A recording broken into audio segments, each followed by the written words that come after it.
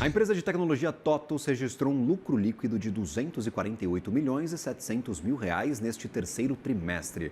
O resultado representa uma alta de 10,2% quando comparamos com o ano passado. A companhia teve um EBITDA ajustado de 404 milhões de reais, com um avanço de 22,7%. Tanto o lucro quanto o EBITDA vieram acima das expectativas dos analistas, compiladas pela LSEG. TOTUS também apurou uma receita de 1,5 bilhão de reais neste trimestre. O número mostra um avanço de 18%. Em julho, a empresa comprou a produtora de software voltada para o varejo Lynx, da Stone, por cerca de 3 bilhões de reais. Para comentar estes balanços, conversamos agora com Denis Herszkowicz, CEO da companhia. Eu treinei bastante para falar esse nome, viu, Denis? Obrigado pela participação. Uma ótima tarde a você. Obrigado, Gabriel. Prazer estar com você de novo aqui. Satisfeitos com o trimestre, Denis? Eu queria abrir essa conversa falando um pouquinho sobre a percepção de vocês sobre a operação nestes últimos 3 meses. Quais os principais detalhes, destaques que vocês olham para o resultado e, claro, principalmente saltam aos seus olhos? Não, super satisfeitos, Gabriel. Acho que foi mais um trimestre de resultados muito fortes da companhia. A gente já teve o ano todo, na verdade, nessa toada, né? Então, esse terceiro trimestre é mais um, dentre outros que a gente conseguiu entregar aquilo que a gente se propôs. Acho que o principal destaque, na verdade, é a combinação, de resultados bons, em todas as nossas unidades de negócio, né? Então, em gestão, nós tivemos um desempenho no que nós chamamos da adição líquida de ARR, que no final do dia é o quanto a gente acrescentou de contratos de recorrência com os nossos clientes.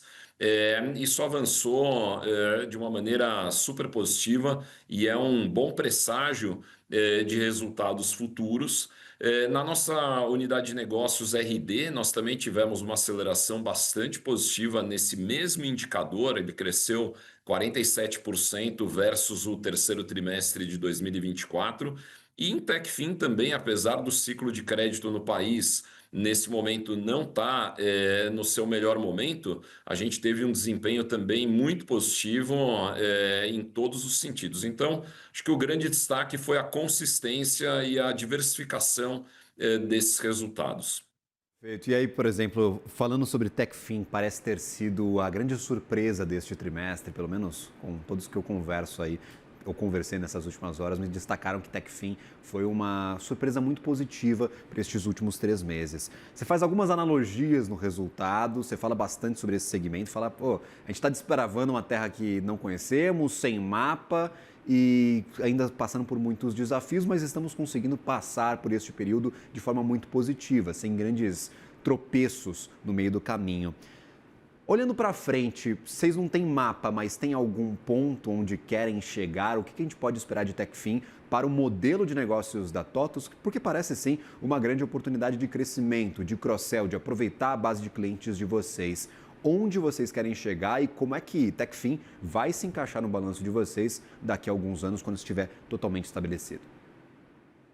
Olha, a gente acha que essa é uma oportunidade, como nós chamamos, de transformacional. E transformacional simplesmente porque é um mercado gigantesco. Estamos falando do mercado financeiro, crédito, cash management. Então, é um mercado multibilionário, muito maior do que o mercado de software de gestão, por exemplo, ou o mercado de aplicações de marketing, de CRM.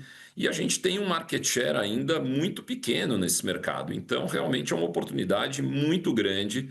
Agora, óbvio, já é um mercado que existe há muitos anos. Então, é um mercado que já está relativamente penetrado.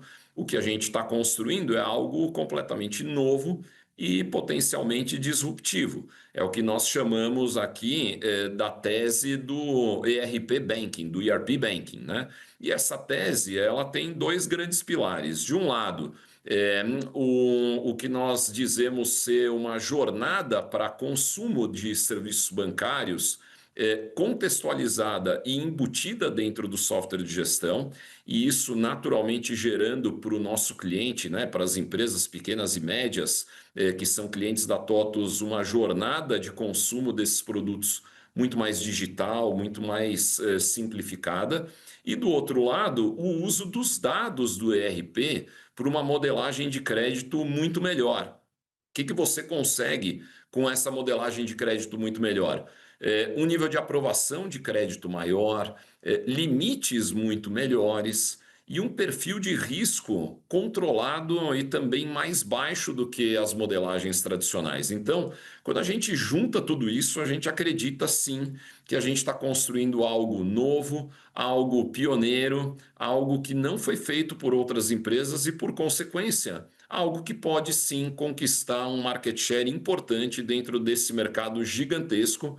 Se tudo isso acontecer, se a gente realmente chegar nesse lugar que a gente está buscando, esse vai ser um negócio bastante importante para a TOTO, sim.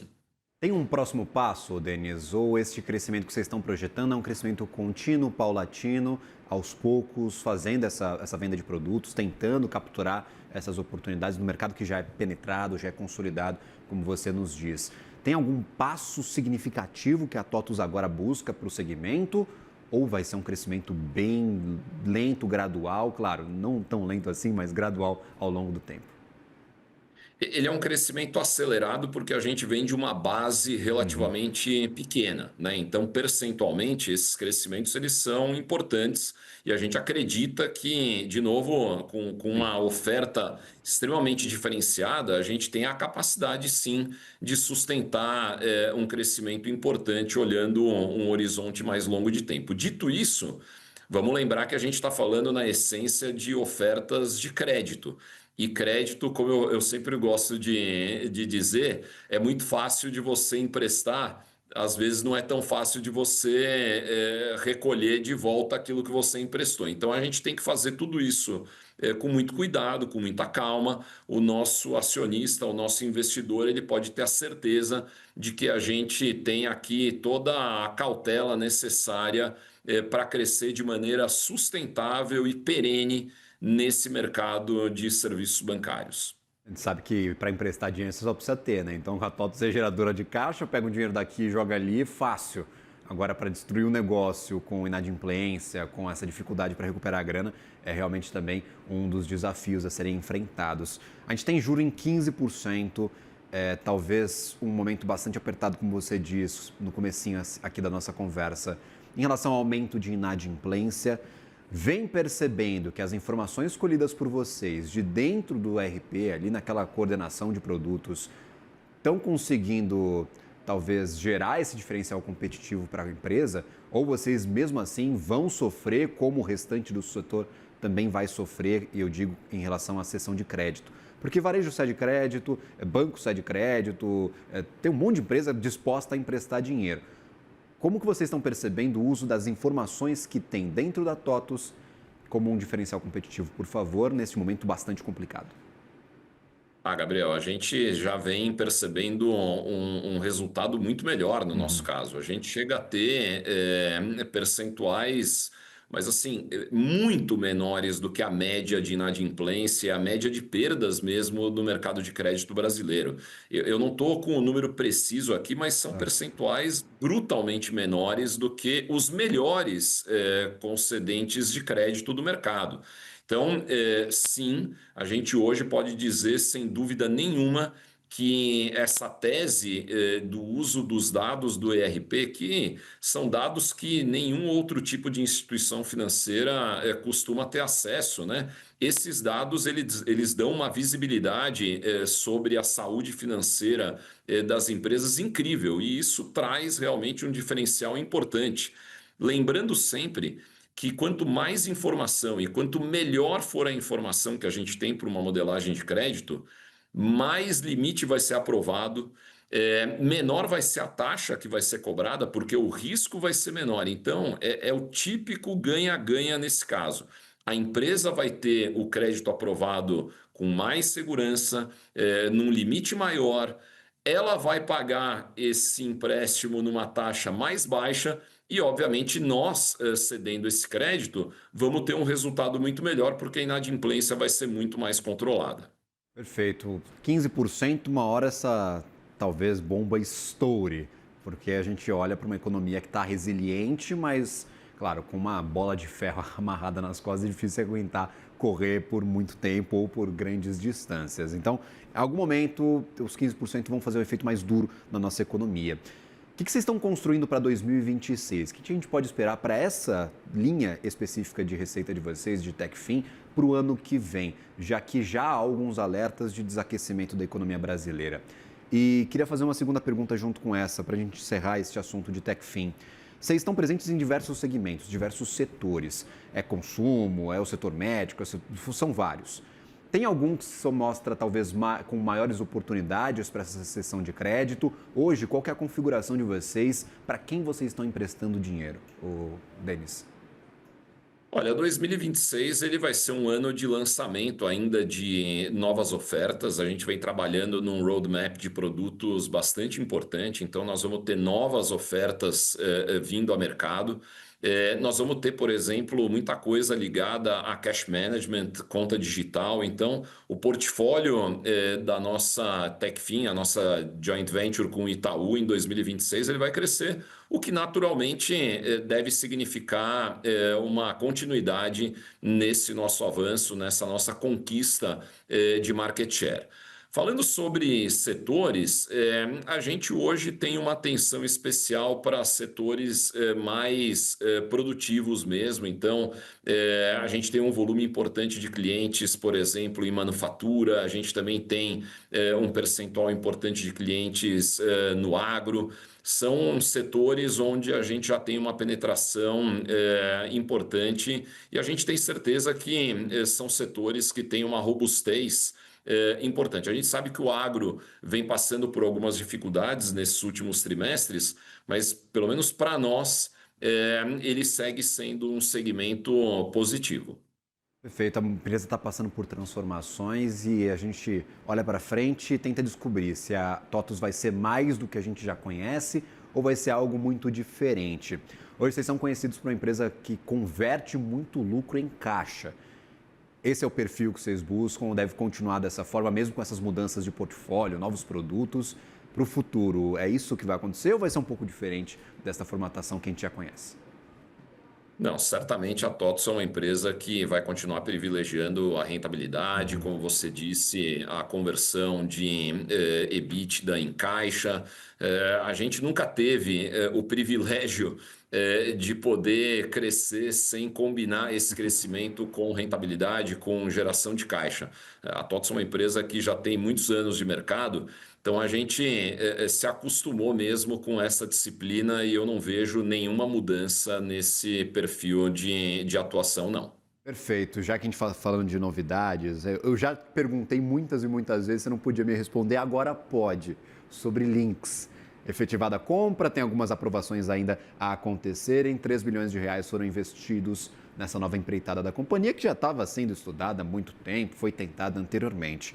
O que fazer com a Links a partir de agora? Quais são os planos para essa nova grande aquisição de vocês? Mais uma durante a sua gestão.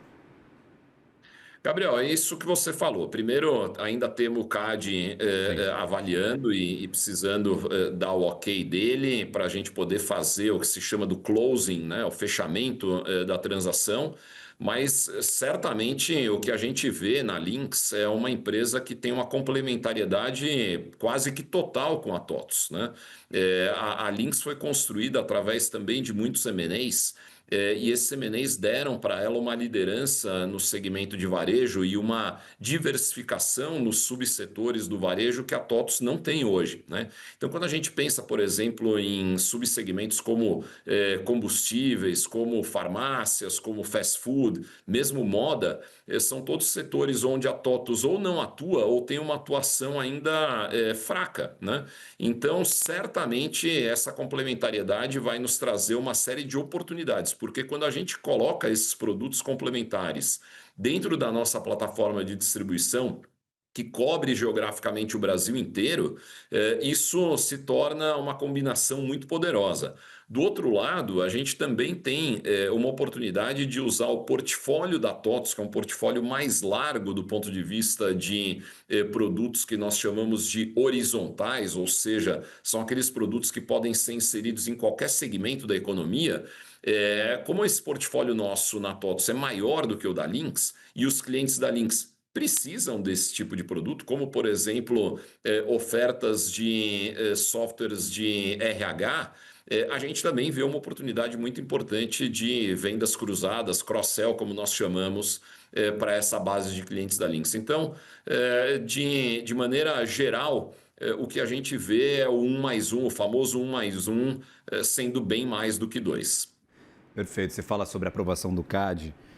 Normalmente, na verdade, por conta de até legislação, quem faz a notificação ao CAD é a própria companhia. Então, vocês viram a necessidade de notificar o órgão de controle de concorrência aqui no Brasil. O CAD normalmente aplica alguns remédios para evitar concentração de mercado. Alguns deles um pouco mais suaves, alguns bem amargos. Vocês esperam, talvez, que o CAD faça alguma intervenção? Qual que é a expectativa em relação a essa aprovação? Ou na avaliação da companhia, não há motivos para intervenção direta do controle? Não, certamente não vemos nenhum motivo. Essa é uma transação, como eu falei, na essência de complementariedade, né, e não de concentração. É exatamente o inverso, é uma diversificação que a gente faz e trazendo uma série de vantagens para os clientes da TOTVS e da Lynx. Então, não vemos nenhum tipo de dificuldade aqui. Obviamente, estamos ansiosos esperando o posicionamento final do CAD, mas não muito tranquilos de que é uma transação muito benéfica. Perfeito, falta só o carimbo. Denis Herszkowicz, CEO da TOTVS, sempre bem-vindo à nossa programação, meu caro. Agradeço imensamente por ter aceito o nosso convite, por estar aqui na programação do CNN Money logo após sair da teleconferência de resultados. Então, desligam uma chamada, entra na outra. Até uma próxima e um bom trabalho a vocês neste final de ano. Obrigado, Gabriel. Um abraço. Valeu, até.